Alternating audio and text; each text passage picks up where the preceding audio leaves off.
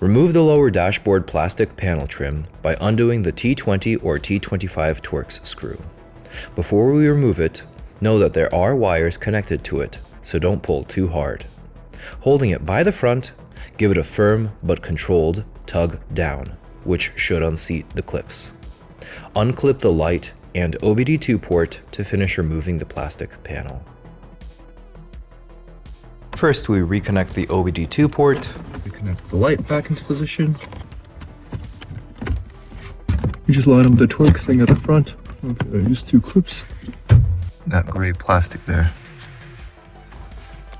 We just line it up with at the back and insert it onto it. While we line that up, just make sure it's inserted onto it, I believe.